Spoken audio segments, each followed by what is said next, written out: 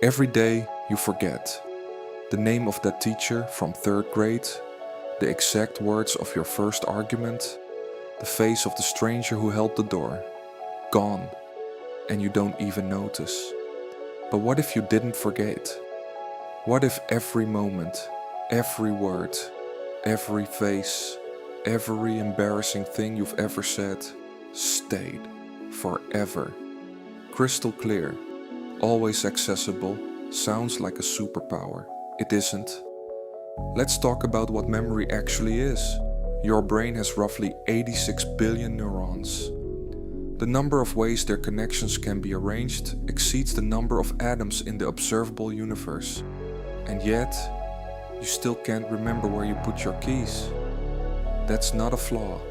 That's the point. Your brain doesn't record everything. It filters. It prunes. It decides what stays and what goes. A 2001 study in Nature found the brain actively removes memories to make room for more important ones. Forgetting isn't failure, it's curation. In 1942, Jorge Luis Borges wrote about a man named Funes. After falling off a horse, Funes developed perfect memory. He could recall every leaf on every tree, every cloud, every breeze, every moment of every day in exact detail. He couldn't forget a single thing, and it destroyed him. Borges put it like this: to think is to forget differences, to generalize, to abstract. Funes couldn't do that anymore. He was buried under the weight of every detail, unable to see the bigger picture through the noise. Fiction? Sure. But real life gets pretty close.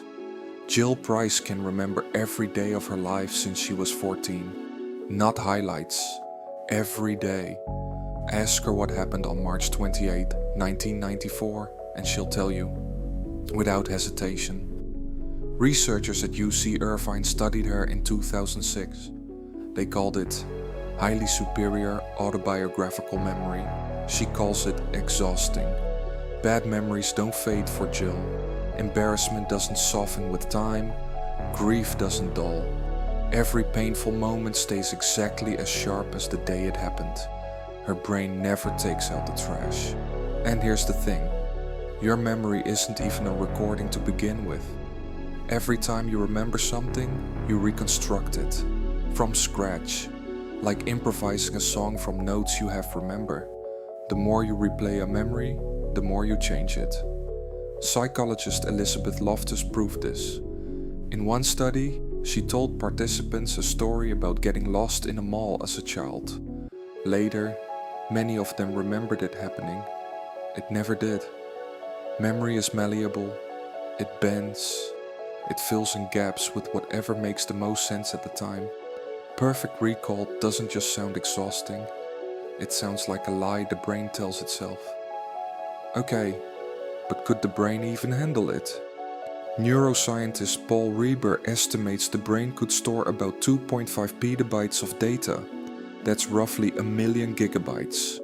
Enough to record your entire life in HD video for over 300 years.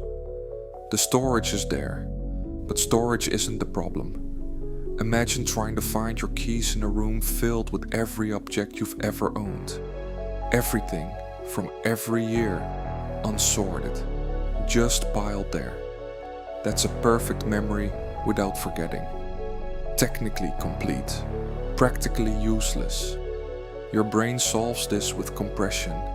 It doesn't store raw footage, it stores patterns, connections, the gist of things. That's what intelligence actually is, not holding every fact, but recognizing what links them, seeing the shape beneath the surface. A brain that remembers everything might be worse at understanding anything. There's also the emotional side. Memory isn't just data, it's feeling. A smell pulls you back to a kitchen from 20 years ago. A song lands you in the back seat of a car at 16. Those memories hit hard because they were charged with some things when they formed. If everything had the same weight, nothing would. And forgetting, it isn't just tidying up, it's how you heal.